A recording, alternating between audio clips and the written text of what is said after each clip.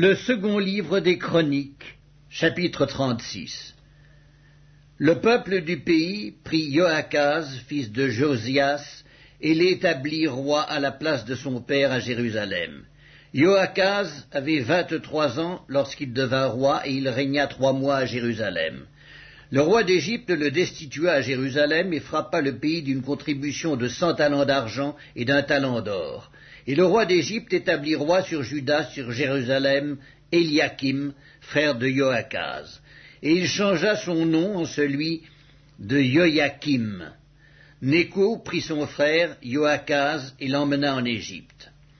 Joachim avait 25 ans lorsqu'il devint roi, et il régna 11 ans à Jérusalem. Il fit ce qui est mal aux yeux de l'Éternel son Dieu. Nebuchadnezzar, roi de Babylone, monta contre lui et le lia avec des chaînes d'airain pour le conduire à Babylone.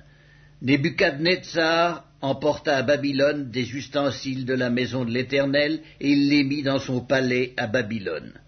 Le reste des actions de Joachim, les abominations qu'il commit et ce qui se trouvait en lui, cela est écrit dans le livre des rois d'Israël et de Juda. Et Joachim, son fils, régna à sa place.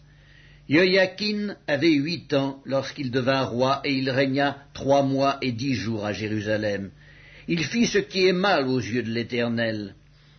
L'année suivante, le roi Nebuchadnezzar le fit emmener à Babylone avec les ustensiles précieux de la maison de l'Éternel.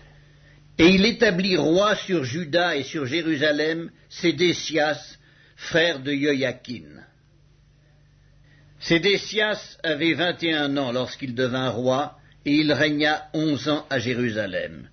Il fit ce qui est mal aux yeux de l'Éternel son Dieu, et il ne s'humilia point devant Jérémie le prophète qui lui parlait de la part de l'Éternel.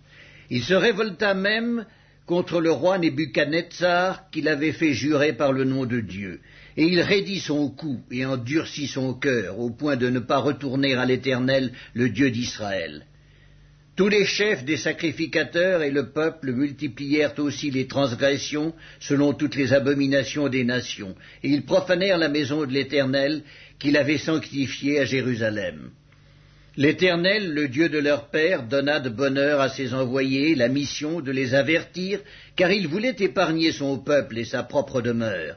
Mais ils se moquèrent des envoyés de Dieu, ils méprisèrent ses paroles, et ils se raillèrent de ses prophètes, jusqu'à ce que la colère de l'Éternel contre son peuple devint sans remède. Alors l'Éternel fit monter contre eux le roi des Chaldéens, et tua par l'épée leurs jeunes gens dans la maison de leur sanctuaire. Il n'épargna ni le jeune homme, ni la jeune fille, ni le vieillard, ni l'homme aux cheveux blancs, il livra tout entre ses mains. Nebuchadnezzar emporta à Babylone tous les ustensiles de la maison de Dieu, grands et petits, les trésors de la maison de l'Éternel et les trésors du roi et de ses chefs. Ils brûlèrent la maison de Dieu, ils démolirent les murailles de Jérusalem, ils livrèrent au feu tous ses palais et détruisirent tous les objets précieux.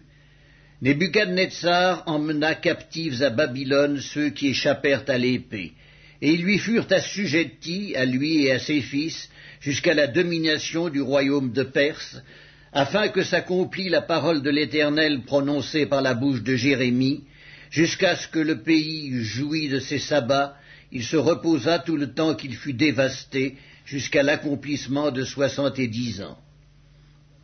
La première année de Cyrus, roi de Perse, afin que s'accomplît la parole de l'Éternel prononcée par la bouche de Jérémie, l'Éternel réveilla l'esprit de Cyrus, roi de Perse, qui fit faire de vive voix et par écrit cette publication dans tout son royaume.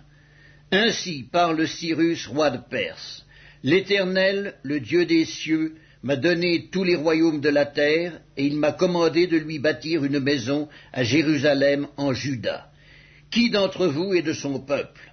Que l'Éternel, son Dieu, soit avec lui, et qu'il monte.